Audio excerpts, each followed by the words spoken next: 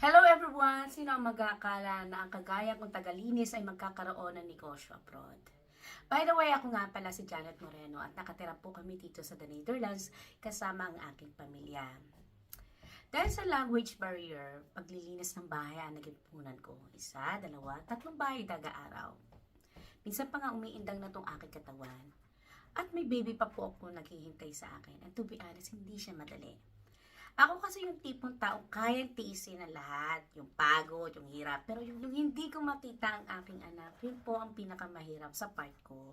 Kaya naman, naghanap po ako ng solusyon. At nakita ko nga po sa isang advertisement ang ganitong klaseng sistema na tumutulong sa napakaraming Filipino na nabago na ang buhay sa loob at labas ng bansa.